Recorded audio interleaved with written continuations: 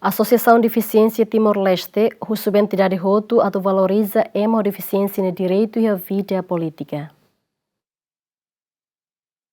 E a abertura da celebração Lorong Nacional da Deficiência no município de Dili, diretor executivo da Associação Deficiência Timor-Leste reconhece que a deficiência é necessidade especial onde contribui para o desenvolvimento nacional de Timor-Leste, li husi sirane habilidade ne BIHA. Não é husu roto a valoriza não dignifica sirane presença e a sociedade nelet. Lorong 4 Zuilu hanesang Lorong Nasional da Deficiência.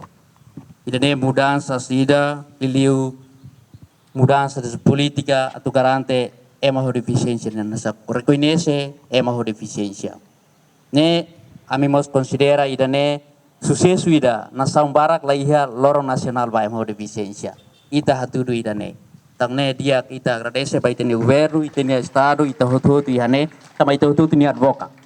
Ikus mai lorong idane dedicado nessa lorong importante para a deficiência. Então, hoje kita celebra val datoluk tinan datoluk nian. Hoje botona. Então, kita espera idane momento idane atau usa momento idane atau continua na fating alerta.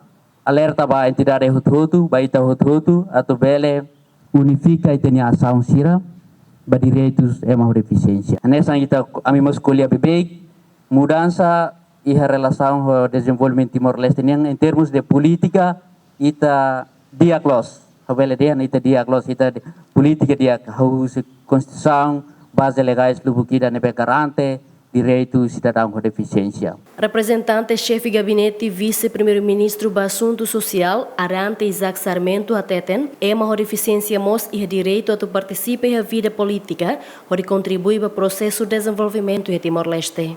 Também a uso vai todo nebeia responsabilidade tanto servidor do Estado Sira, liderança comunidade Sira, inanaman Sira para ona toharemos deficiente nesse problema.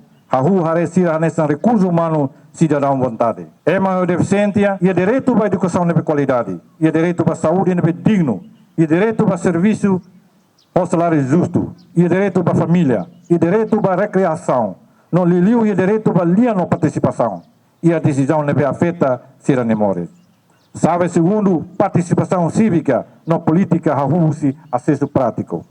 Hawak solok teve tambação deficiente Timor-Leste hili tema com a participação em Tina 2026 tamba saída. Tina importante. Tuir dados censos no relatório nacional, cidadão basic rihun 5 a Timor-Leste mori sua condição de deficiência, inclui deficiência física, deficiência matang, deficiência tilung, deficiência psicossocial, não deficiência intelectual. Equipa cobertura, GMN.